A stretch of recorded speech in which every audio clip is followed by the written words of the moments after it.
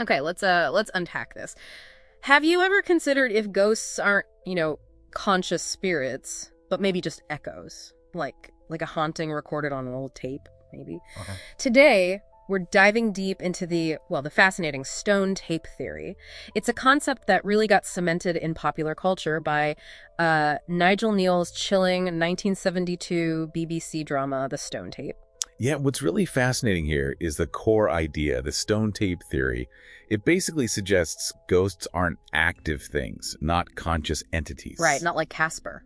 Exactly. Yeah. More like non-interactive recordings or Yeah. imprints, maybe from intense emotional events, or just actions repeated over and over. They're not spirits thinking. They're like environmental memories stored in stone, maybe wood. Some even say water. Environmental memory. Okay. And they just sort of play back when the conditions are right. It gives this like seemingly scientific angle to the paranormal, trying to bridge old fears with, well, modern ideas. So our mission for you today really is to dig into the origins of this compelling idea, even if it is, pseudoscientific. We'll explore that specific story that really pushed it into the mainstream.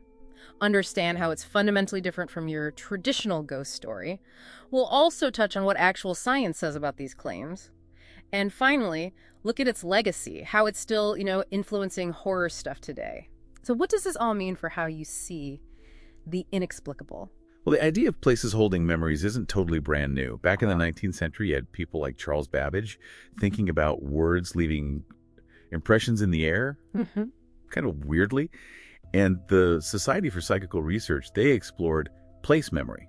These were like early stabs at finding natural explanations. But it was probably T.C. Lethbridge. In his 1961 book, Ghost and Ghoul, he argued energy fields around places could store past events. That really kind of laid the groundwork Kneale picked up on. And Kneale just ran with it, brought it to life terrifyingly in the stone tape. The story's about this research team, right? Tasper Lands, they're trying to develop some new recording medium. Yeah. And they find this ancient room, and Jill Greeley, she's a computer programmer, quite sensitive apparently, starts experiencing things, really intense sensory stuff, sees a woman running, hears this horrible scream, sees a vision of a maid falling to her death way back in 1890. That's right. And the team leader, Peter Brock, he dismisses ghosts straight away. He's ambitious, sees this stone tape idea. Yeah, the hypothesis. Exactly. He thinks it's a massive scientific breakthrough. Yeah. Huge commercial potential, Of course. But their attempts to, like, scientifically analyze it, exploit this recording, they just unleash something much older, more complex. And the climax,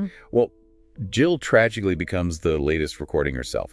Crystal clear. It's a pretty stark warning about, technological arrogance, trying to bottle up and sell the inexplicable. So, okay, this story really shifts the definition of a ghost, doesn't it? Away from the conscious spirit. What's the big difference there, the implication? Well, connecting it up, these residual hauntings, the stone tape kind, Right. They're non-conscious, like a loop playing. Just a playback. Yeah, exactly. Leftover traces of the past. They're completely oblivious. They don't see you, don't interact. There's no message, no intent. It just replays. And that's a huge shift from traditional folklore, where spirits often want something or communicate or throw things. It sounds almost scientific, that description, but what does actual science make of stone tape theory? Yeah, that's the crucial question, isn't it? Quickly. Despite being popular in, ghost hunting circles and stuff, academics widely see it as pseudoscience. Right. There's just no known scientific mechanism. Yeah. How would stone or wood record and play back complex sights, sounds, emotions? That doesn't work like that. Critics often point out, chunks of stone just do not have the same properties as reels of tape. It's kind of obvious when you say it like that. Makes sense. The name itself, stone tape theory, is a bit misleading. It gives it this scientific gloss it doesn't actually have. So if it's not a stone tape playing back, how do scientists explain these feelings people get, these perceived hauntings? Is it just our brains playing tricks? Precisely, yeah. There's a whole range of explanations. Physical ones, physiological, psychological. Think about that creepy feeling in an old basement. Dread. Right. Sometimes that might be infrasound, really low frequency sound, below our hearing range. But your body can feel the vibrations, and it can trigger anxiety, unease, that feeling of being watched. Wow.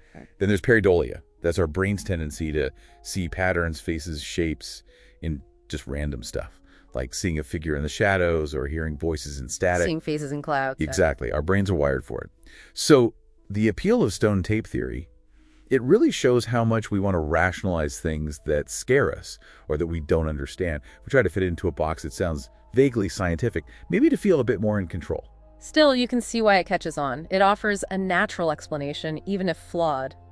Beyond just being popular, what's its lasting impact been? Well, the stone tape didn't just popularize the term stone tape theory for these residual hauntings. Its whole vibe, the unique mix of cold science and ancient supernatural dread, it really influenced the horror genre. Oh, interesting. How so? People like John Carpenter have cited it as an influence, for instance, on Prince of Darkness, and it kind of pioneered some elements you see later in found footage horror. That idea of technology confronting something ancient and hostile, it proved a pseudoscientific idea could still be incredibly effective horror. Right. So, wrapping this up then, what does this all mean for you, the listener? The fact that the stone tape story and theory still resonate, it really makes you wonder, doesn't it? Are some echoes of the past, especially traumatic ones, maybe best left alone? Or is that human drive, that need to rationalize and control, always going to push us to poke at the unknown, even if it's dangerous? Something for you to think about after this deep dive.